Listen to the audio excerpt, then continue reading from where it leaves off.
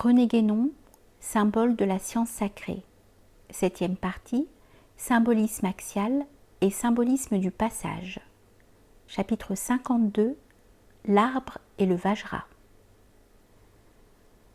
Nous avons considéré plus haut le schéma de l'arbre à 3 branches et à 3 racines, construit sur le symbole général de l'analogie et susceptible d'être envisagé dans les deux sens opposés.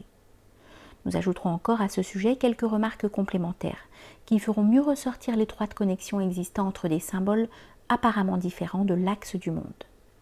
En effet, comme il est facile de s'en rendre compte d'après la figure ci-dessous, le schéma dont il s'agit est au fond identique à la figure du double Vajra, dont les deux extrémités opposées reproduisent également le symbolisme analogique dont nous avons parlé.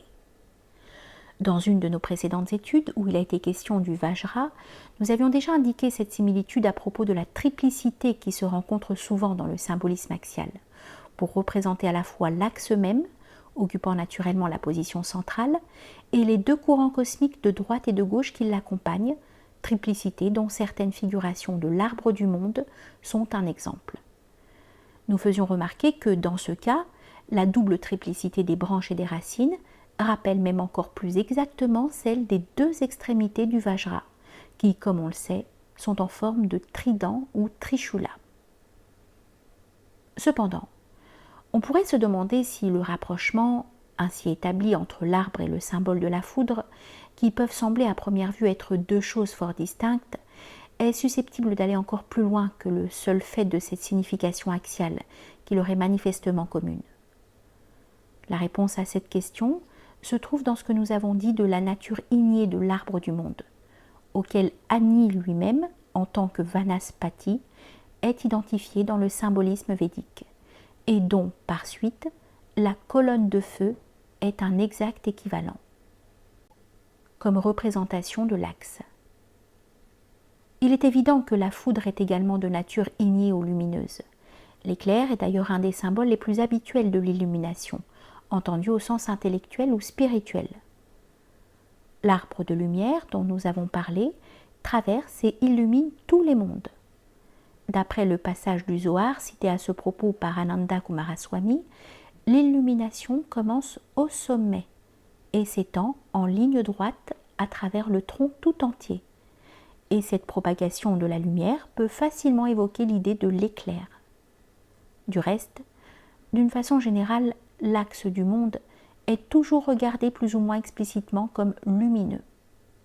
Nous avons déjà eu l'occasion de rappeler que Platon, notamment, le décrit comme un axe lumineux de diamant, ce qui, précisément, se rapporte encore d'une façon directe à un des aspects du Vajra, puisque celui-ci a à la fois le sens de foudre et celui de diamant. Il y a encore autre chose. Une des désignations les plus répandues de l'arbre axial dans les diverses traditions est celle d'arbre de vie. Or, on sait quelle relation immédiate les doctrines traditionnelles établissent entre la lumière et la vie. Nous n'y insisterons pas davantage, ayant déjà traité cette question. Nous rappellerons seulement encore, comme se rapportant immédiatement à notre sujet, le fait que la Kabbale hébraïque unit les deux notions dans le symbolisme de la rosée de lumière, émanant de l'arbre de vie. De plus, dans d'autres passages du Zohar que M. Kumaraswamy cite également au cours de son étude sur l'arbre inversé, et où il est question de deux arbres, l'un supérieur et l'autre inférieur, donc en quelque sorte superposés, ces deux arbres sont désignés respectivement comme l'arbre de vie et l'arbre de mort.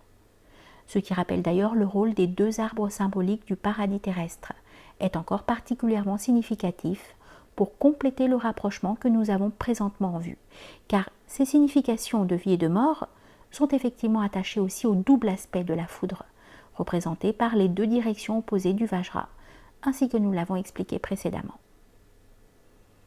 Comme nous l'avons dit alors, il s'agit là en réalité, au sens le plus général, du double pouvoir de production et de destruction dont la vie et la mort sont l'expression dans notre monde, et qui est en relation avec les deux phases d'expire et d'aspire de la manifestation universelle.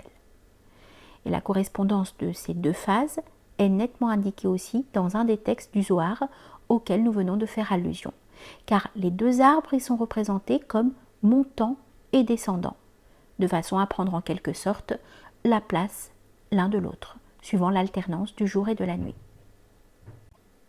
Cela n'achève-t-il pas de rendre évidente la parfaite cohérence de tout ce symbolisme ?